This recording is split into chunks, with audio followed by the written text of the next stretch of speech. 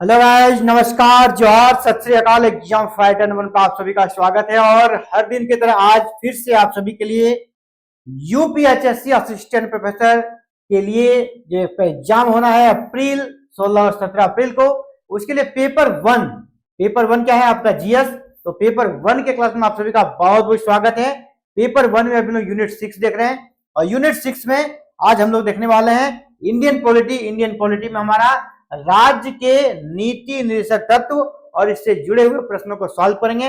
हमारा टारगेट है 25 plus score आपका पेपर वन में होना चाहिए और ये 1017 पदों पर जो एग्जाम होना है इसमें आपके लिए आपका भी रोल नंबर होना चाहिए। यही शुभकामना है, इसे यही जुनून के साथ लगातार एग्जाम फाइटर पे क्लासेस चल रही है। और चलिए सीधे क्लासेस में एंटर करते हैं और आज का एक सेट को हम लोग सॉल्व करते हैं। टॉपिक क्या रहेगा? राज्य के नीति निषेध तत्व। ठीक है, इससे जुड़ा हुआ एक सेट को बनाएंगे। और सबसे पहले हर दिन की तरह आज फिर हम लोग सिलेबस को देखते हैं, क्योंकि बिना सिलेबस का तैयारी तो होता नहीं है। आपके दिमाग में सिलेबस होना चाहिए, इसलिए एक बार सबसे पहले सिलेबस पे हम लोग फोकस करते हैं। हम लोग यूनिट 6 में है। यूनिट 6 में हमने प्रस्तावना से जुड़ा हुआ पेपर कर लिया है, फंडामेंटल राइट से जुड़ा हुआ टॉपिक भी कर लिया है। आज हम लोग करेंगे नीति निर्देशक तत्व, जो कि यहाँ पर आपका है ना, इसी को हम लोग देखने वाले हैं। तो इससे जुड़ा हुआ एक सेट को बनाते हैं और चलिए क्लासेस स्टार्ट हो, है ना। क्वेश्चन नंबर 1 आपके लिए रेडी है। क्वेश्चन नंबर 1 रेडी, आप भी रेडी हो जाएं। जल्द से जल्द एक सेट को खत्म करना हमें। तो भारतीय संविधान के किस अनुच्छेद में राज्य के नीति निर्देशक तत्वों का उल्लेख है? भारतीय संविधान के किस अनुच्छेद में राज्य के नीति निर्देशक सिद्धांतों का उल्लेख है? तो ये किस अनुच्छेद में है? आपको पता है भारतीय संविधान में कितने अनुच्छेद हैं, ये पता है? अगर आपको पता है तो आप कमेंट करके बताएं कितने अनुच्छेद हैं। उन अनुच्छेदों में यहाँ पर जो आपका जैसे 33 to 46, 36 to 51, 34 to 48 और 34 to 52, इनमें से किनके बीच आप राज्य के नीति निर्देशक तत्व को पाते हैं भारतीय संविधान में? भारतीय संविधान में जो अनुच्छेद हैं उनमें से किन अनुच्छेदों के बीच राज्य के नीति निर्देशक तत्वों का उल्लेख है? ये आपसे प्रश्न है। ठीक है, पूरा प्रश्न आपको दिख रहा होगा, आप देख पा रहे होंगे। तो आपका कहाँ है भाई? वो आर्टिकल 36 to 51 और पूछा जाएगा राज्य के नीति निर्देशक तत्व संविधान के किस भाग में है? तो भाग अगर पूछा जाएगा तो ये आपका भाग 4 में है। भाग 3 में क्या है आप ये हमें कमेंट करके बताइएगा। पिछले क्लासेस में हमने उसके बारे में बात की है। भाग 3 में क्या है और ये भाग 4 में है। राज्य के नीति निर्देशक तत्व अनुच्छेद की बात करें तो अनुच्छेद 36 से 51 के बीच इनका उल्लेख है। और क्या क्या चीजें उल्लेख है वो भी आपको याद रखना चाहिए। 36 से लेकर 51 में किन किन चीजों का उल्लेख है उसको आप देख लीजिएगा अच्छे से, क्योंकि किसी भी आर्टिकल से आपसे प्रश्न पूछा जा सकता है।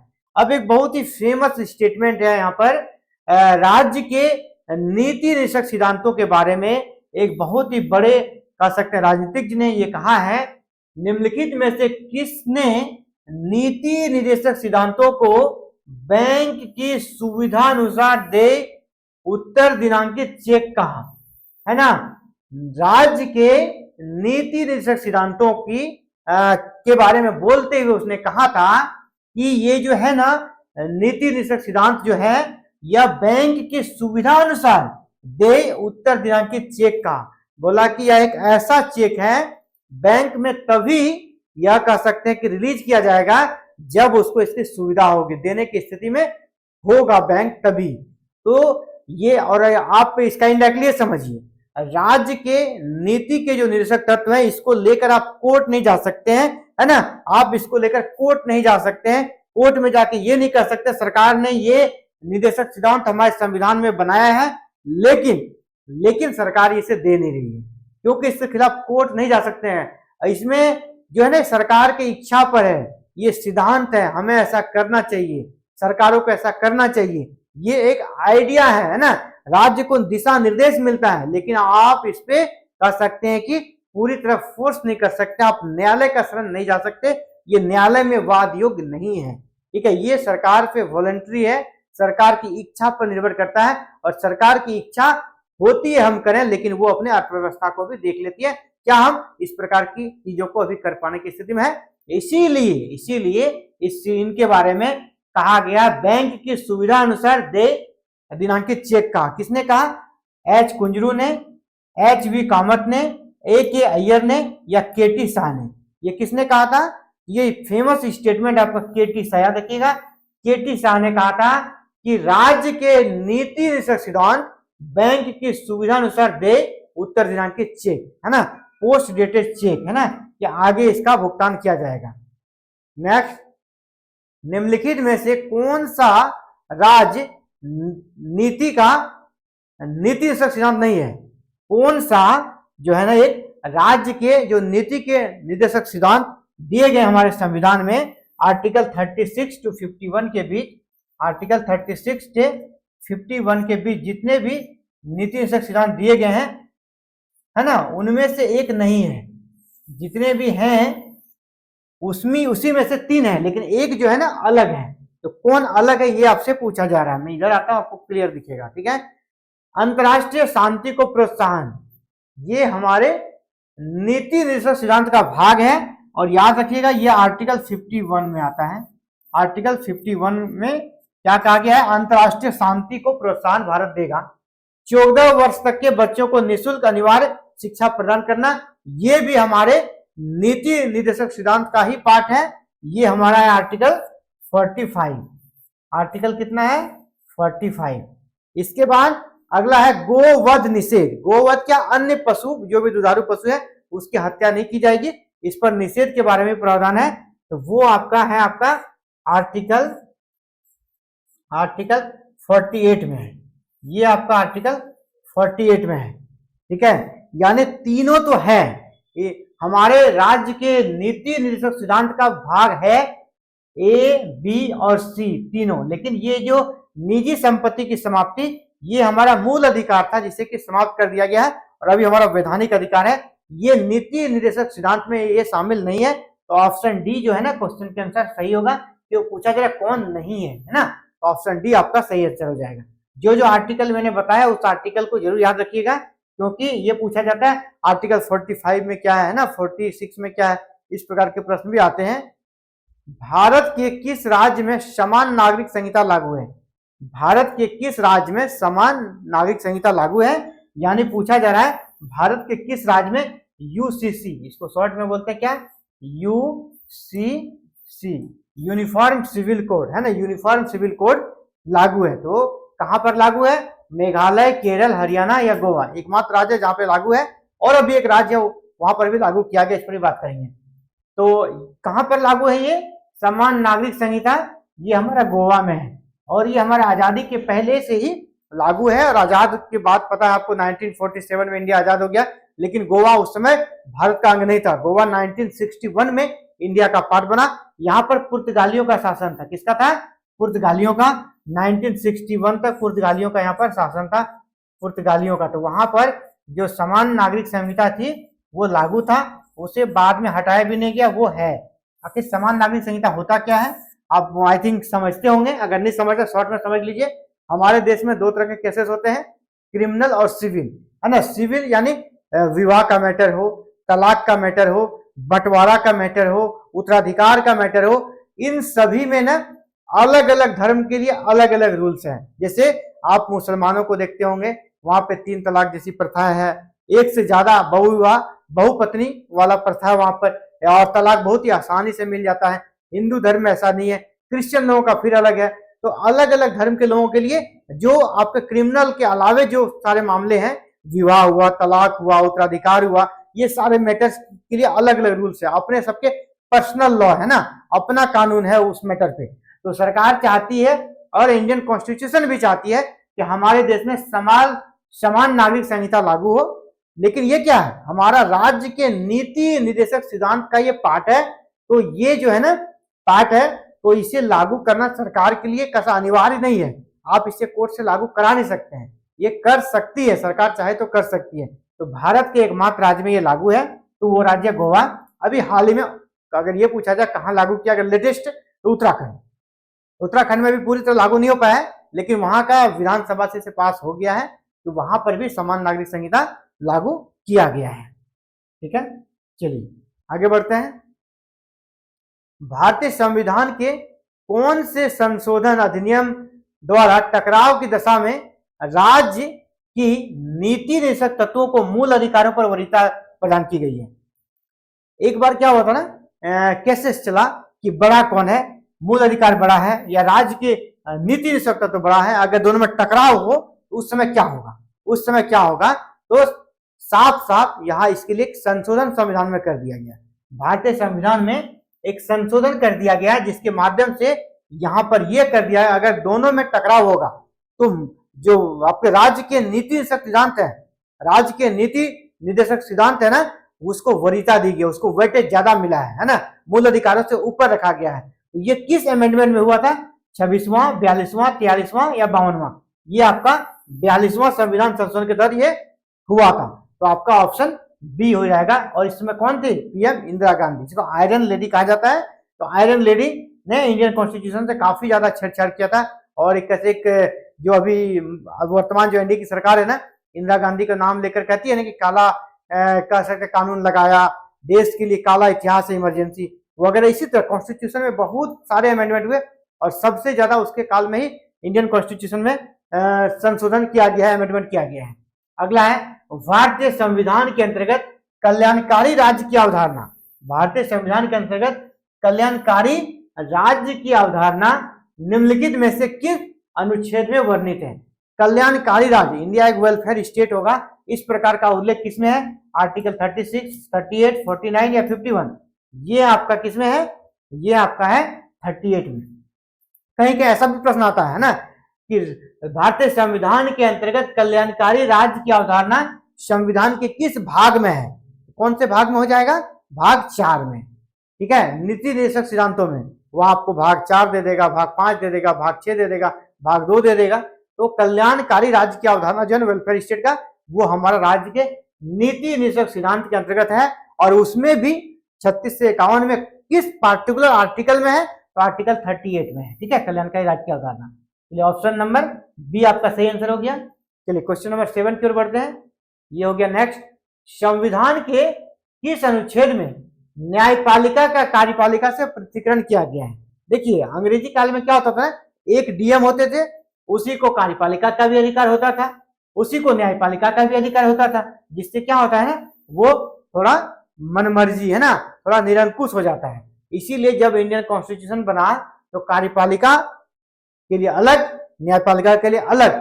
जैसे अभी हमारे यहाँ कुछ भी होता है, कोई क्राइम वगैरह, तो कार्यपालिका काम करती है अपना, और वो सही की या नहीं की इसके लिए जस्टिस वो खुद नहीं करते हैं, इसके लिए हमारा कोर्ट है ना, न्यायपालिका है, दोनों का काम अलग अलग है। ठीक है, तो अब ये अलग अलग यानी पृथक्करण का जो उल्लेख है वो संविधान के जो हमारा राज्य के नीति निर्देशक सिद्धांत है उसमें इसका उल्लेख है कि न्यायपालिका और कार्यपालिका दोनों अलग अलग कार्य करेगी, दोनों में कोई भी संबंध नहीं होगा, दोनों बिल्कुल डिफरेंट तरीके से काम करेंगे। कार्यपालिका काम करने के स्वतंत्र है, न्यायपालिका अपना स्वतंत्र है। ये ऐसा लिखा है, साफ साफ मेंशन कर दिया गया है, कार्यपालिका न्यायपालिका के पृथक्करण का उल्लेख है। तो ऐसा किस आर्टिकल में है? आर्टिकल 45, आर्टिकल 46, आर्टिकल 58 या आर्टिकल 50? ये आपका है आर्टिकल 50 में कार्यपालिका और न्यायपालिका का पृथक्करण, यह आर्टिकल 50 का पार्ट है हमारा, 50 में ये बात लिखा गया है। नेक्स्ट, नीति निर्देशक तत्वों को कार्यान्वित करने के लिए क्या मूल अधिकारों का हनन हो सकता है? ये यूपीएससी में आया हुआ प्रश्न है ना, आईएएस के एग्जाम में आया हुआ प्रश्न है। ये पूछा गया था कि नीति निर्देशक सिद्धांतों को कार्यान्वित करने के लिए क्या मूल अधिकारों का हनन हो सकता है? तो इसी मैटर्स को लेकर जो आपका जिसमें मैंने कहा 42वां अमेंडमेंट हुआ था, इसी को लेकर है ना कि यस किया जा सकता है।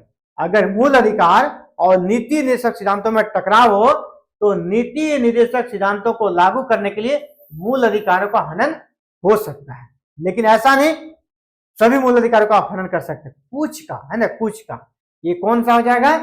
हाँ, कुछ का नहीं, विवादग्रस्त है। जहां विवाद था लेकिन 42वां संविधान संशोधन के माध्यम से मूल अधिकारों को वरीयता दी गई है नीति निर्देशक तत्वों के ऊपर, यानी नीति निर्देशक तत्वों को सुप्रीम माना गया है बनिस्पत मूल अधिकार। ठीक है, तो इसीलिए ये यहाँ पर जो क्वेश्चन है इसके अनुसार मूल अधिकारों का हनन हो सकता, हाँ, लेकिन कुछ का, सभी मूल अधिकारों का नहीं। ठीक है, सभी मूल अधिकारों का नहीं, कुछ का हो सकता है और अल्पकालिक तरीके से हो सकता है, ये नहीं कि हमेशा के लिए आप खत्म कर देंगे। तो ऑप्शन बी, शराबबंदी संविधान की किस धारा में निर्देशित है?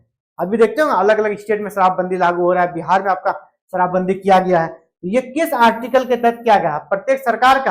प्रत्येक सरकार का ये दायित्व है इंडियन कॉन्स्टिट्यूशन में, और कहा? इंडियन कॉन्स्टिट्यूशन के राज्य के नीति निर्देशक सिद्धांत में इसका उल्लेख है कि प्रत्येक सरकार अपने यहाँ शराबबंदी लागू करेगी, है ना। जो मद्य पदार्थ हैं, जो नशा वाले पदार्थ हैं, उनका उत्पादन नहीं करेगी और उनका सेवन करने से लोगों को रोकेगी, यानी शराबबंदी करेगी। ऐसा प्रावधान कहाँ है? राज्य के नीति निर्देशक सिद्धांतों में है, आर्टिकल 36 to 51 के बीच में है। तो पर्टिकुलर किस आर्टिकल में इसका वर्णन है ये पूछा गया है, 47, 37, 50 या 48। ये पर्टिकुलर जो उल्लेख है ना वो आपका 47 में है, आर्टिकल 47 में आपका शराबबंदी का उल्लेख है, 47। ऑप्शन ए आपका सही आंसर हो जाएगा। नेक्स्ट क्वेश्चन नंबर 10, नीति निर्देशक तत्व का महत्व किसके लिए? हाँ ठीक है, राज्य के जो नीति निर्देशक तत्व है इसका इंपॉर्टेंस किसके लिए है ना, महत्व किसके लिए है? नागरिक के लिए है, ये राज्य के लिए है, समाज के लिए या संघ के लिए है? ठीक है, किसके लिए है ये नागरिक के लिए है क्या? नहीं, ये सरकार के लिए है ना। सरकार किस प्रकार से कार्य करेगी उसका एक दिशा निर्देश है, राज्य के लिए दिशा निर्देश है ना। राज्य के नीति निर्देशक सिद्धांत वही लिखा हुआ है, राज्य के नीति निर्देशक सिद्धांत, यानी राज्य का क्या नीति बनाने में सिद्धांत का पालन किया जाएगा वो है, यानी किसके लिए है ये? राज्य के लिए, नाम से स्पष्ट है, राज्य के लिए। ऑप्शन बी आपका सही आंसर हो जाएगा। तो आज का प्रैक्टिस सेट खत्म। तो ये रहा प्रैक्टिस सेट। आपका स्कोर कितना है आप हमें बताएं।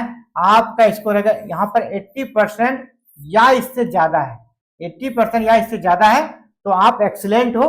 पेपर 1 में आप धमाका करेंगे, नो डाउट, कोई डाउट नहीं। पेपर 1 में आप अच्छा से अच्छा स्कोर करेंगे और आप पेपर 1 में 25 प्लस स्कोर करेंगे। इसकी मुझे कह सकते हैं कि मैं फुल कॉन्फिडेंस में हूं और इसके चांसेस रहेंगे।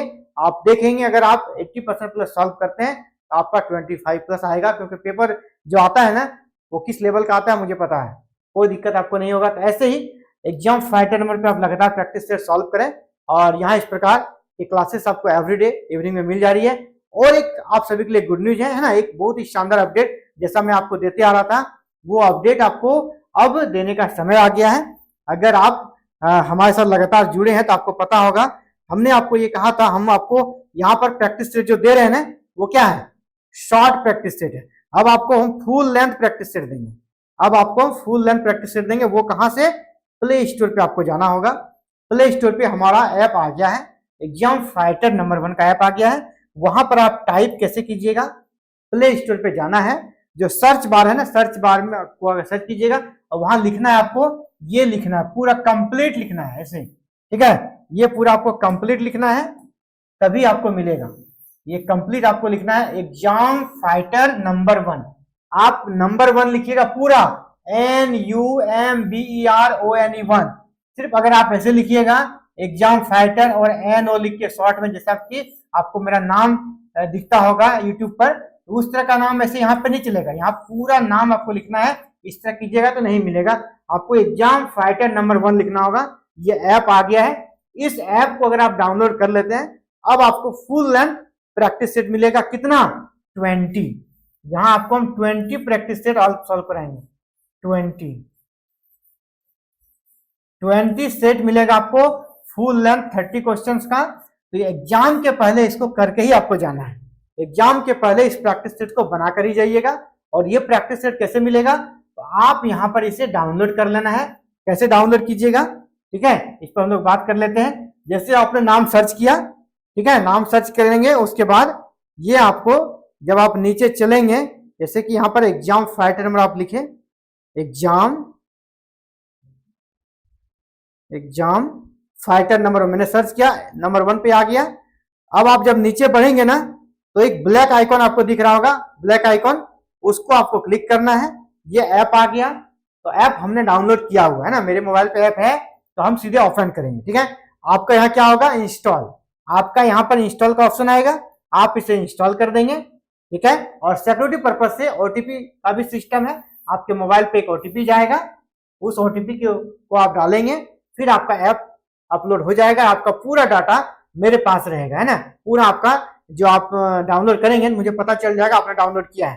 तो आपके लिए क्लासेस, हम जिस प्रकार स्टूडेंट्स का डाटा आ जाता है, तो जिनका जिनका ऐप डाउनलोड हो जाएगा उन सभी के लिए, है ना, उन सभी के लिए वो आपको यहाँ पर नहीं, हमारे ऐप पर वो क्लासेस मिलेगी। ये जो प्रैक्टिस सेट फुल लेंथ मिलेगा वो कहाँ मिलेगा, हमारे ऐप पर मिलेगा। तो वो आपको हम फर्स्ट वीक ऑफ अप्रैल में जब आप अभी डाउनलोड करके रखेंगे तो आपको हमारे ऐप पर प्रैक्टिस सेट दिख जाएगा। ठीक है, हमारे ऐप पर आपको प्रैक्टिस सेट दिख जाएगा, उस प्रैक्टिस सेट के माध्यम से आप कर सकते हैं, हमारे साथ क्लासेस का लाभ ले सकते हैं, प्रैक्टिस सेट को सॉल्व कर सकते हैं, और बिल्कुल फुल लेंथ 30 क्वेश्चंस का प्रैक्टिस सेट रहेगा। जैसा एग्जाम में आएगा विद टाइमर आपको प्रैक्टिस सेट सॉल्व कराया जाएगा। इसके लिए अभी आपको क्या करना है ना, सबसे पहले आप एग्जाम फाइटर का जो ऐप है उसको डाउनलोड कर लें प्ले स्टोर पर जाकर। इसका लिंक अभी वीडियो के डिस्क्रिप्शन में भी डाल देंगे, आपको प्ले स्टोर नहीं जाना है, आप वीडियो के डिस्क्रिप्शन में भी, अभी वीडियो के डिस्क्रिप्शन में जाकर लिंक को क्लिक कीजिएगा, प्ले स्टोर ऐप डाउनलोड हो जाएगा, प्ले स्टोर से आपका एग्जाम फाइटर का ऐप डाउनलोड हो जाएगा। और अप्रैल फर्स्ट वीक से, है ना, अप्रैल फर्स्ट वीक से आप लगातार प्रैक्टिस सेट सॉल्व कर पाएंगे।